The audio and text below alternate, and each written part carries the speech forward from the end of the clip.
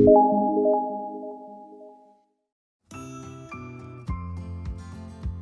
મિત્રો, સ્વાગત છે ટ્યુટોરિયલ નંબર 9 માં। તો આજે આપણે જાયરોસ્કોપ વિશે જાણીશું। તો જનરલી જાયરોસ્કોપ શું હોય છે એ ડિસ્કશન કરી લઈએ પહેલા। મોબાઈલમાં કોઈ પણ જાતના એંગ્યુલર મોશનનું મેઝરમેન્ટ કરતું સેન્સર એટલે કે જાયરોસ્કોપ। હવે જાયરોસ્કોપનો યુઝ કઈ જગ્યાએ થાય છે, એપ્લિકેશન કઈ જગ્યાએ હોઈ શકે છે જાયરોસ્કોપની। લગભગ જો તમે 3D વિડીયોઝ જોયા હોય, 360 ડિગ્રી વિડીયોઝ, 360 ડિગ્રી વિડીયોઝમાં કેવું હોય છે કે તમે જે દિશામાં ફરો છો એ દિશામાં આખો વિડીયો જાય છે। તો આ વિડીયોઝમાં જાયરોસ્કોપનો યુઝ થાય છે અને જાયરોસ્કોપ પ્લસ એક્સેલરોમીટર બંનેનું કોમ્બિનેશન યુઝ થાય છે। Let's begin a gyroscope।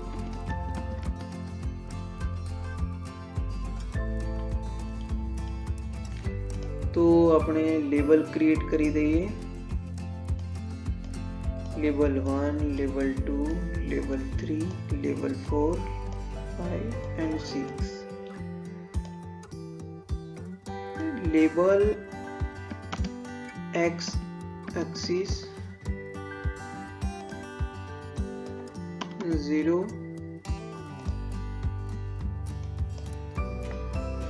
y axis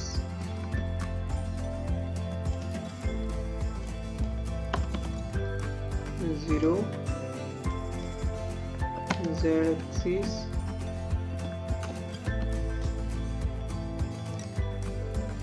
0।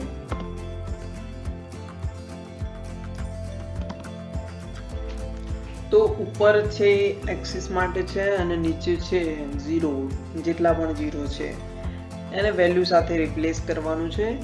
Gyroscope 3 પ્રકારના મોશન વેરિએશનને ડિટેક્ટ કરે છે, એક્સ એક્સિસમાં, વાય એક્સિસમાં અને Z એક્સિસમાં।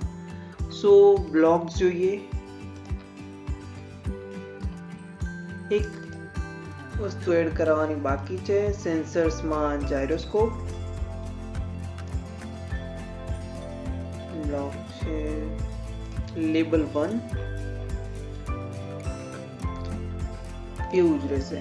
Label 2 set, label 2 text, label 4 text, duplicate, label 6 text.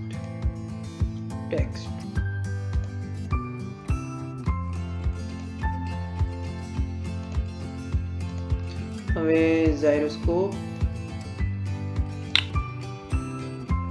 તો હવે આપણે ફર્સ્ટમાં x છે, સેકન્ડમાં y છે, થર્ડમાં z છે।